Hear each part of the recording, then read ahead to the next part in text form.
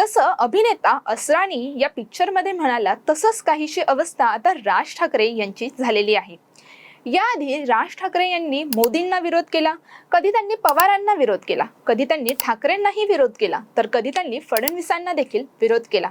परंतु आता हेच राज ठाकरे स्वतंत्रपणे चालण्याचा अभिनय करत आहेत, परंतु ते मुळीच स्वतंत्रपणे चालत नाहीत। कारण निवडणुकांच्या आधी कुठलाही नेता हा मुख्यमंत्र्यांना इतके वेळेस भेटला नाही, इतके वेळेस राज ठाकरे हे एकनाथ शिंदे यांना भेटले आहेत।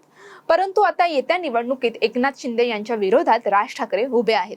नेमका राज ठाकरे यांचं चाललंय तरी काय हे आपण या व्हिडिओ मार्फत जाणून घेऊया। तर कुठेही जाऊ नका आणि व्हिडिओ मुळात तुम्ही शेवटपर्यंत पहा। त्यासोबत अद्यापही आमच्या टाइम महाराष्ट्र या यूट्यूब चॅनलला सबस्क्राइब केले नसेल तर टाइम महाराष्ट्र या यूट्यूब चॅनलला सबस्क्राइब करा आणि त्यासोबत आमच्या फेसबुक पेजला देखील नक्की फॉलो करा। नमस्कार, मी गायत्री घुगे बोडके टाइम महाराष्ट्रामध्ये तुम्हा सर्वांचे स्वागत करते। मुंबईसह संपूर्ण राज्यात निवडणुकांची धामधूम ही दिसून येत आहे।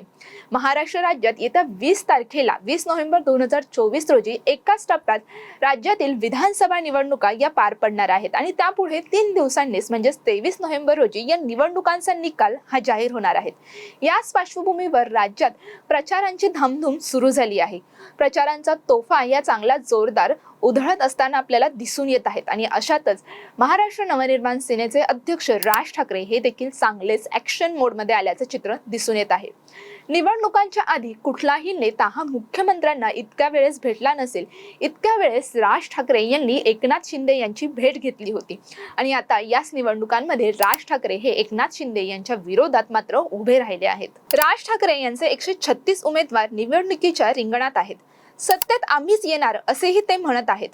पाहायला गेलं तर राज ठाकरे स्वतंत्र लढत आहेत। भारतीय जनता पक्षाच्या खालोखालच्या जागा राज ठाकरे सध्या लढवत आहेत, पण त्यांच्या इतक्या मोठ्या संख्येने लढवल्या जाणाऱ्या जागांपैकी किती जागा निवडून येतील हे स्वतः राज ठाकरे काय चाणक्य सुद्धा सांगू शकणार नाही।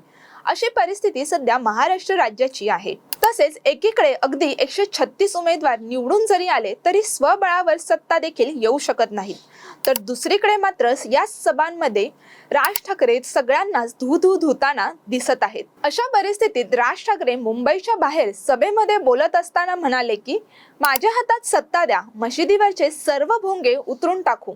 आता तेच राज ठाकरे मुंबईत आले की त्यांना मात्र आठवतं आपला मुलगा हा माहीम मतदारसंघात निवडणूक लढवत आहे आणि तिथे मुस्लिम मतदारांची संख्या ही मोठ्या प्रमाणात आहे। मतदान मागणे हे देखील राज ठाकरे यांच्या कुलदीपकाला सध्या करावं लागत आहे। जर राज ठाकरे यांचा मुस्लिमांना इतका कडवा विरोध असेल तर त्यांचा चिरंजीव अमित ठाकरे हे माहीममध्ये नेमकी कशी बाजी मारणार हा प्रश्न मोठ्या प्रमाणात उपस्थित होतो। कारण तिथे मराठी मत विभागण्यासाठी 3 उमेदवार सध्या उभे आहेत। एक तर सदा सरवरकर, दुसरे म्हणजे महेश सावंत आणि तिसरे म्हणजे अमित ठाकरे। या तिघांचाही संघर्ष मराठी मतांवर अधिकार गाजवणं, मत आपल्या हातात घेणं असं आहे। राज ठाकरे यांचा पक्ष निर्माण झाल्यापासून म्हणजेच गेली 18 वर्षांपासून त्यांचं भाषण संपूर्ण महाराष्ट्र ऐकत आहे। त्यांच्या भाषणामध्ये असलेली ब्ल्यूप्रिंट, तेच शहरांबद्दलचं रडगाणं हे सर्व सुरू असतं। एका बाजूला महाविकास आघाडी आधी होती, त्यानंतर महायुती आली किंवा वेळोवेळी बदललेली सरकार देखील असतील। त्यांनी आपल्या परीने काम करण्याचा प्रयत्न केला, परंतु राज ठाकरे यांना कोणीच काम केलं नसल्याचं लक्षात येतं। शहराचा विस्का झाला हे खरं असलं तरी राज्य आणि देशाच्या वेगवेगळ्या भागातून मुंबईसारख्या आर्थिक महानगरामध्ये येणारे लोंढे हे कोणीच थांबवू शकलं नाही। त्याला सत्तेवर बसवणारे जितके जबाबदार आहेत तितकेच विरोधक देखील जबाबदार आहेत। पण राज ठाकरे यांच्या सभेतले मुद्दे हे जरी क्राऊड पुलिंग असले तरी प्रत्यक्ष मात्र काम करताना या मुद्द्यांवर किती संघर्ष करावा लागतो हे राज ठाकरे यांना अजून अनुभवता आलेलं नाही। तसेच नुकतेच वरळी येथे राज ठाकरे यांची सभा झाली।